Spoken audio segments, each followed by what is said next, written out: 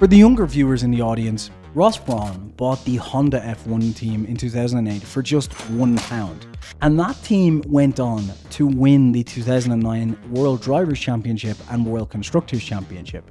The only team to ever do it in its debut season and its only season at all. And for the cost of £1, a pretty good deal. Ross Brawn was one of the most influential figures in F1 and has only recently stopped working for F1 itself. He is a figure that's up there with the likes of Newey and Chapman as some of the most incredible engineering talents in the sport. But his time in F1 and his peaks were not only out Brawn. He brought a lot of championship wins to one of our favourite drivers. The problem with being at the top, of course, is staying there. Brauns' journey in Formula 1 began in the late 1970s when he joined the newly formed Williams team as a machinist. And in 1985 he transitioned into the role of an aerodynamicist at Arrows, where he honed his skills and gained valuable experience. But Brawn's big break would come in 1989 when he was appointed as the technical director of Jaguar's sports car racing team, playing a crucial role in their World Sports Car Championship victory that year. In 1991, though, he would make a crucial move that would set him up to become a force to be reckoned with in the world of F1. In 1991, Brawn moved to the Benetton Formula 1 team, serving as technical director under team principal Flavio Briatore. It was during this period that Brawn's strategic and engineering capabilities truly began to shine. Paired with the prodigious talent of a young Michael Schumacher, Brawn and Benetton won their first Drivers' and Constructors' Championship in 1994 and defended both titles in 1995. In 1997, he would take all that he'd learned and join a team that you may have heard of, Scuderia Ferrari. Joining as technical director and reuniting with Schumacher and former Benetton colleague Jean Todt, it was the beginning of a golden era for the Maranello-based team.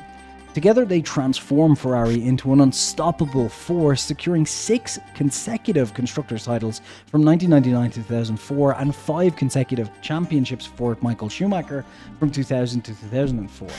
Brawn's innovative car designs, attention to detail, and unmatched strategic thinking played an integral role in Ferrari's dominance during this period.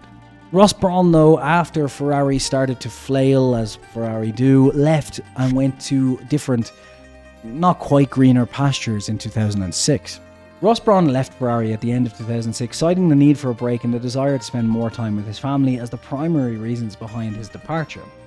And Brawn had spent nearly a decade with Ferrari and played a crucial role in their unprecedented success during that time. Another contributing factor to Brawn's departure was the significant management and personnel changes at Ferrari during that period. Michael Schumacher announced his retirement, and Jean Todt, then team principal, transitioned into a different role within Ferrari. With the end of this successful era and key personnel leaving or changing position, Brawn may have left it at the right time for a new challenge and a short break from the high-pressure environment that is Formula 1. Following a sabbatical after leaving Ferrari in 2006, Brawn returned to Formula 1 as the team principal of Honda Racing in 2008. When Honda withdrew from the sport, though, at the end of that season, Brawn led a management buyout, establishing Braun GP. And he managed to do this for £1. Look, this happens a lot, though, to be fair, just to clean that up. It's not like he hands over £1 and gets everything. Of course, you're also taking on debt and a lot of overhead, and this happens all the time in business. But it is always interesting when you hear that a company's been taken over for £1. It just makes it that much sweeter of a story. It was a Cinderella story for the ages. Braun GP, with Jenson Button and Rubens Barrichello as drivers, won both the Drivers' and Constructors' Championship in their first and only season in 2009.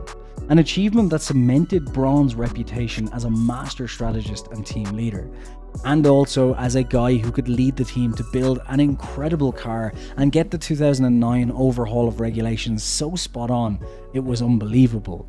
In the same way that Newey was able to get regulations right, for example, for 2022, and at a variety of other times throughout his career, Brawn did this so well in his Braun GP team.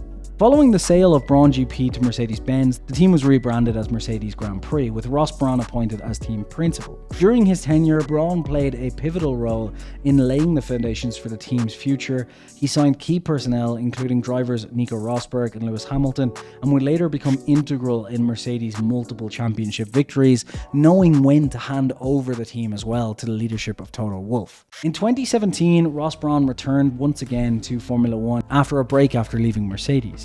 This time though as Managing Director of Motorsports, overseeing the sport's technical and sporting regulations for the big changes to come in, along with the cost cap and these new regs that we're enjoying right now.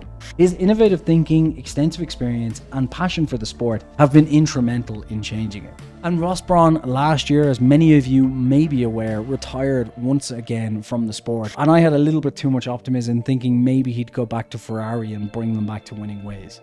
It seems like Ross Brawn's time in Formula One is done, but given his track record, what he's achieved, and the plaques he can put on the wall and the trophies he can hide in his cabinets, he leaves the sport as one of its most iconic personnel, and a person who has added more to the sport than many drivers in the past. Subscribe.